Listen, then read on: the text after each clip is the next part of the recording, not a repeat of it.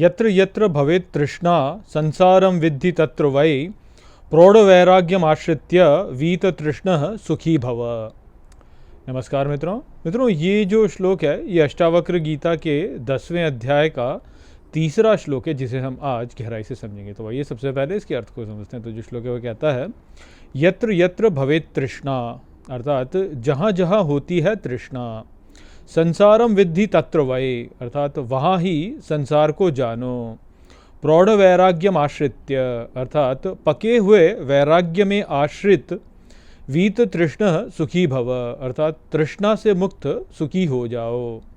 तो यहाँ पर अष्टावक्र जनक महाराज से कहते हैं कि जहाँ पर भी तृष्णा होती है ये जानो कि वहीं पर संसार है, और इसलिए एक पके हुए वैराग्य का आश्रय लेकर के तुम तृष्णा से मुक्त हो जाओ, और तृष्णा से मुक्त होते ही तुम सुखी हो जाओगे। तो यहाँ पर हमें यह ही बताया जा रहा है अष्टावक्र के द्वारा कि इस संसार की जो उत्पत्ति है उसका मूल कारण जो है वह तृष्णा ही है। अर्थात जब हमारे मन में कुछ भी अनुभव करने की एक तृष्णा उत्पन्न होती है, जब हमारे मन में ऐसी एक प्यास उत्पन्न होती है कि हम कुछ अनुभव कर लें या कुछ प्राप्त कर लें, तो उसके द्वारा ही वास्तव में संसार उत्पन्न होता है। तो जैसे संसार शब्द को आप देखिए, संसार का शब्द जो है उसका अर्थ ही होता है संसार, अर्थात साथ में जुड़ करके जो सार प्राप्त करता है।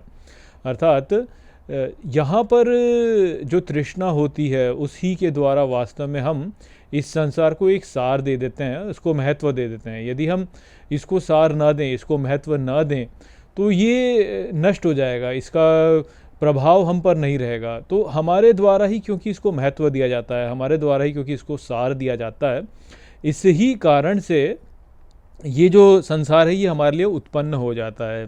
यदि हम इसको सार न दें तो इसकी उत्पत्ति भी नहीं होगी, ये स्वयं ही नष्ट हो जाएगा।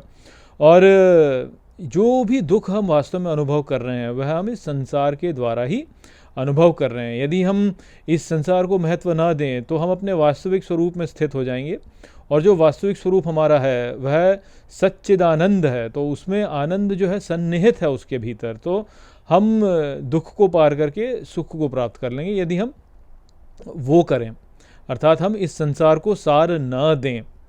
तो ये बात है जो कि हम सभी को समझनी है कि हमने इस संसार को बहुत महत्व दिया हुआ है, हमने इसको एक सार स्वयं से दिया हुआ है, जिस कारण से हमारे ऊपर चढ़कर बैठा हुआ है और हमें ये दबा रहा है।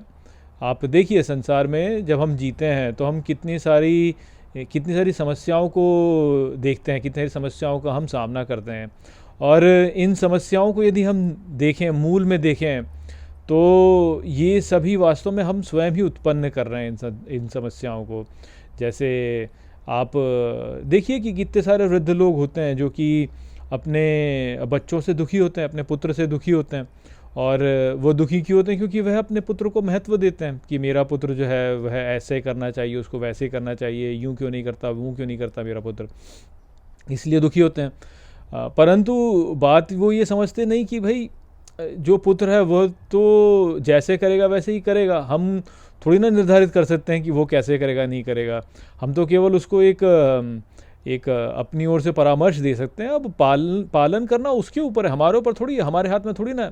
फिर भी जो है हम ये सोचते हैं कि नहीं, हमारा पुत्र ऐसे कार्य करे, वैसे कार्य करे, तो इस प्रकार से तो फिर हमने अपने लिए ही दुख उत्पन्न कर लिया। वास्तव में हमने सार ही दे दिया ना ये करके कि भाई ये ऐसे करे, संसार में चीज़ें ऐसे होनी चाहिए, वैसे होनी चाहिए। ये हम एक धारणा रखते हैं कि संसार में ऐसा होना चाहिए, ये जो संसार है इसमें सबको जो है मेरा सम्मान करना चाहिए, सबको मेरी बात रखनी चाहिए, सबको मेरे अनुसार चलना चाहिए, जैसा मुझे लगता है वैसा ही संसार को चलना चाहिए। परंतु संसार तो ऐसे नहीं चलेगा, संसार तो अपने अनुसार ही चलेगा। तो हम इसको सार दे रहे हैं ना, हम बोल रहे हैं कि इसको ऐसा होना चाहिए, जबकि वो तो जैसा है वैसा ही है। तो हमने अपनी ओर से लगा दिया कि ये अच्छा है और ये बुरा है। और ये क्यों हो रहा है? ये तृष्णा से ही हो रहा है। क्या तृष्णा है ही क्या वास्तव में? तृष्णा वास्तव में है ही ये कि इस चीज़ें ऐसे होनी चाहिए। यह ही वास्तव में तृष्णा है कि मैं जो हूँ, मैं यदि राष्ट्रपति बन जाऊँ तो कितना अच्छा हो, मैं एक बड़े घर में रहूँ तो कितना अच्छा हो, मैं एक सम्माननीय पद को प्राप्त करूँ तो कितना अच्छा हो।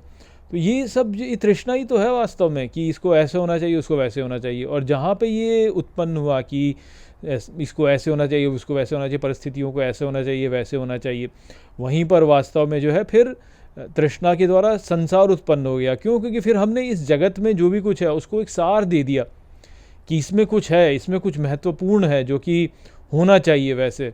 तो वो ही वास्तव में संसार को उत्पन्न करता है। और जैसे ही हम इसको त्यागते हैं, हम कहते हैं कि जो है जैसा है वैसा ही अच्छा है, वैसे ही वास्तव में हम इससे मुक्त हो जाते हैं, अपनी तृष्णा से मुक्त हो जाते हैं।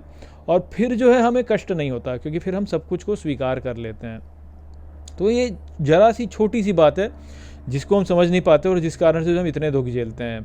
पिता ये चाहता है कि पुत्र ऐसा करे, पुत्र ये चाहता है कि पिता ऐसा करे, पति ये चाहता है कि पत्नी ऐसे करे, पत्नी ये चाहती है कि पति वैसे करे, लोग ये चाहते हैं कि हमारा राष्ट्र ऐसे करे, राष्ट्र क्या जो है कि जो अधिकारी वो चाहते हैं कि जनता इस प्रकार से करे।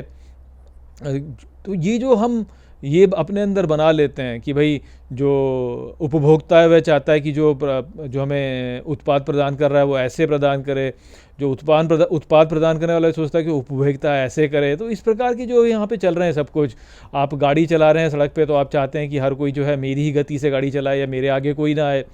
तो ये सब जो है ये सब हम सार दे रहे हैं, और इन सार को देने से ही वास्तव में हमको दुख प्राप्त होता है। क्योंकि इस संसार में कोई भी जो घटना है वो हमारे अनुसार नहीं होगी। जैसे कि गीता में श्री कृष्ण कह चुके हैं कि कर्म तुम्हारे हाथ में है, फल तुम्हारे हाथ में नहीं है, परंतु हम ये चाहते हैं कि फल हमारे अनुकूल हो। इस कारण से हमने संसार को सार दे दिया, और बस यहीं पे जो है हमने स्वयं के लिए दुख उत्पन्न कर लिया। यदि हम फल की कामना ना रखें, यदि हम ये कामना ही ना रखें कि संसार में ऐसा होना चाहिए वैसा होना चाहिए, तो जो सार हमने संसार को दिया हुआ है यह नष्ट हो जाएगा, और जैसे ही ये नष्ट होगा वैसे ही हम सुख को प्राप्त करेंगे। तो वो बात थी जो कि यहाँ पर अष्टावक्र जो है वह हम सभी को बता रहे हैं। आशा करता हूँ कि मैंने इस श्लोक को आपको अच्छे से समझा दिया होगा। चलिए इसी के साथ इस वीडियो को हम यहीं पे समाप्त करते हैं। नमस्ते।